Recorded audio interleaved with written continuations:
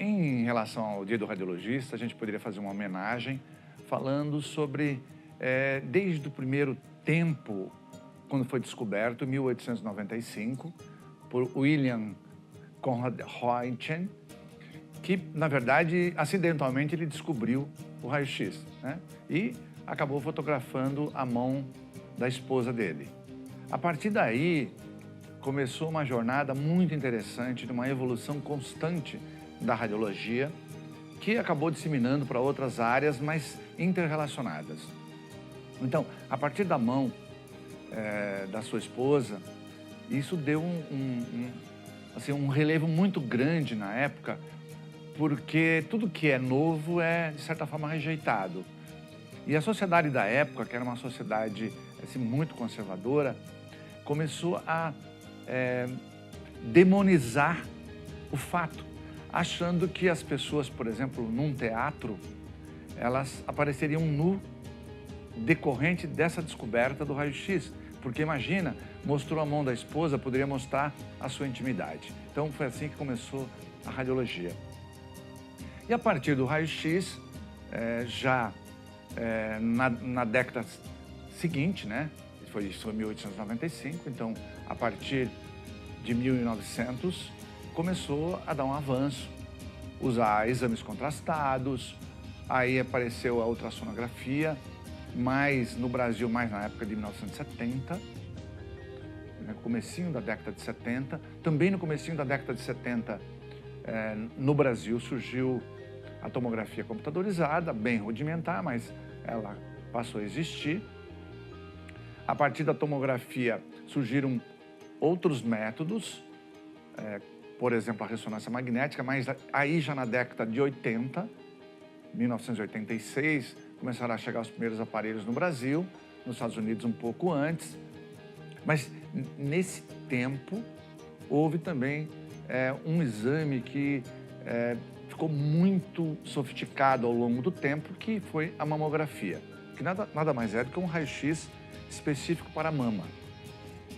Então ele se iniciou mais ou menos na década de 60 e a partir da década de 70 ele foi se sofisticando, né? Tanto é que no mês de outubro nós falamos Outubro Rosa, uma maneira de alertar as mulheres sobre a importância de fazer o exame de mamografia no sentido de detecção precoce do câncer de mama. Então, a ressonância na década de 80, a mamografia eu disse que começou na década de 60, mas ela foi avançando também. Na década de 80, 90, foi continuando com esse avanço, a ponto de transformarmos essa mamografia analógica em digital, através de uma digitalização. A gente usa um equipamento para decodificar chamado CR, né? E hoje nós temos o DR, que já não precisa mais decodificar, a imagem já é digital direta. E mais atualmente ainda, já nessa última década, final dessa última década, então 2010 para cá, começou a surgir a chamada tomossíntese. A tomossíntese nada mais é do que uma mamografia mais sofisticada, como se fosse uma tomografia mamária, que aumenta a cuidade diagnóstica comparativamente à mamografia digital em até 60%. Se nós compararmos com a analógica, então, muitas vezes mais sofisticada e também mais diagnóstica. Nesse meio de tempo, também, sobretudo, deu um boom na década de 70, nós temos a cintilografia, que também é chamada de medicina nuclear, que foi sofisticando também ao longo do tempo. Ela melhorou em termos de qualidade do equipamento, capacidade de mostrar imagens muito significativas, especialmente no lado funcional dos órgãos do corpo. E culminou já nessa década de 2000 com um exame chamado PET-CT, ou PET-scan, que, na verdade, usa a medicina nuclear ou cintilografia associada a uma tomografia computadorizada. Então, hoje é um exame imprescindível para detectar como suspeita um câncer em qualquer local do corpo, ou pós-quimioterapia, pós-radioterapia ou pós-cirurgia. E para follow-up, para controle de um eventual tumor, é feito o PET-CT ou PET-scan, que na verdade mostra o corpo como um todo e diagnostica lesões muito pequenas. Então, esse é um exame rotineiro atualmente e que é fundamental para estadiamento tumoral ou para seguir o tumor pós-tratamento. Também temos novos exames, um exame chamado elastografia, que hoje pode ser feito através da ultrassonografia e da ressonância magnética. É claro que da ressonância magnética é muito mais sofisticada, mas é um exame mais caro do que pela ultrassonografia. Ela pode ser feita da tireoide, pode ser feita da mama e pode ser feita do fígado. Mais usualmente, mais frequentemente, ela é feita do fígado, para medir dureza do fígado. Então, eu detecto se o fígado tem uma fibrose, se tem uma cirrose, que na verdade vai cursar com fibrose, se eu tenho gordura no fígado, a chamada esteatose, e consigo quantificar tanto a esteatose quanto essa fibrose. E isso é fundamental para o tratamento de pessoas, por exemplo, com hepatite. Hepatite é aquela hepatite B ou C, que na verdade passou e a pessoa não percebeu, foi feito um diagnóstico por acaso e precisa tratar. Ou aquela pessoa que sabe mesmo que tem uma cirrose, ou muitas vezes já é um tumor decorrente da cirrose proporcionada por uma hepatite e que é importante você fazer essa elastografia. Então, é um exame também muito atual. O raio-x também ficou mais sofisticado. Nós tínhamos um raio-x convencional e hoje nós temos o chamado DR, também que é um raio-x digital direto, que melhorou muito a cuidado e diagnóstica, né?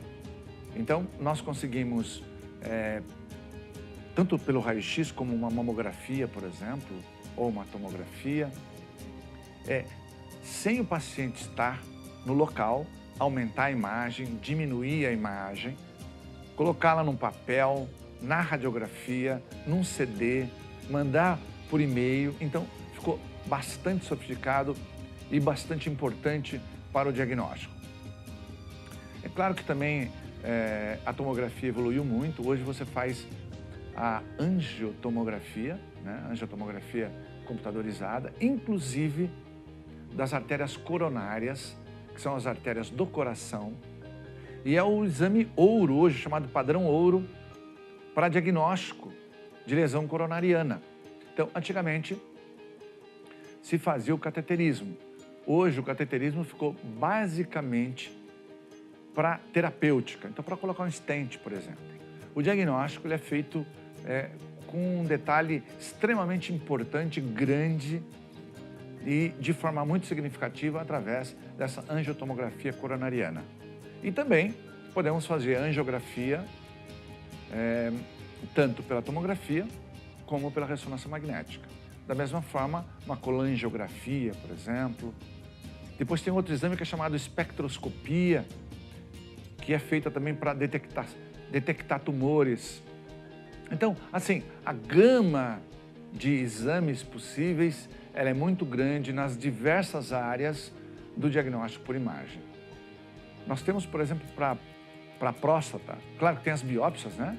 As biópsias, as core biópsias, a mamotomia, que é um exame novo também de mama, mas nós temos um exame novo. Quando o exame de próstata, e eu vou falar porque eu vou colocar aí no Novembro Azul, nós estamos falando sobre a prevenção ou diagnóstico precoce do câncer de próstata. Então, tem o toque retal, né, que muitos homens rejeitam. E eu digo uma coisa assim para chamar a atenção. Se você não aceita o toque retal, não importa, desde que você faça outros exames que complementem um possível diagnóstico. O ideal seria associar o toque retal com outros tipos de exame. Então, existe a ultrassonografia que é feita por cima, chamada suprapúbica, e a que é feita pelo reto, que é extremamente superior, é chamada transretal. A transretal é extremamente mais diagnóstica, porque ela detecta lesões pequenininhas, tipo 2 milímetros. E na hora que você joga o Doppler, se essa área for muito vascularizada, ela passa a ser uma área suspeita e você já pode aproveitar e fazer a biópsia, né? Coloca a agulhinha lá e faz a biópsia daquela lesão. E aí você detecta se é um tumor ou se é uma lesão benigna. Então, é muito importante essa associação de exames. Além disso, nós temos o chamado PSA, que também complementa todos esses exames e que acaba culminando com o diagnóstico precoce. Mas, atualmente, isso está iniciando no Brasil, mas mesmo fora do Brasil, ainda é um exame de alto custo, embora extremamente diagnóstico, que é o PET-CT, né? É o PET scan feito com gálio 68. O gálio é uma substância, é um fármaco, uma substância radioativa. O 68 é o número, que consegue detectar lesões pequenas, milimétricas da próstata, mesmo quando o toque retal, a ultrassonografia ou o PSA são negativos. Ou seja, ele é um exame extremamente mais sofisticado que os 3 que eu citei. Só que é um exame que está começando a chegar no Brasil, vamos dizer assim, se considerarmos como um todo, são pouquíssimos lugares ainda que faz. Vai ter no Brasil todo, talvez uma meia dúzia de lugares, né? A gente faz, sim. Então, mas é um exame que praticamente sela o diagnóstico quando existe dúvida ou quando, por exemplo, o homem fez uma cirurgia de próstata e correu tudo bem e tal, mas ele quer fazer um controle. Aí ele percebe num controle que o PSA está um pouquinho alto. Isso pode ser 0,2, bem pequenininho, não precisa ser um aumento muito grande. É aconselhável fazer o PET com o gálio 68. Esse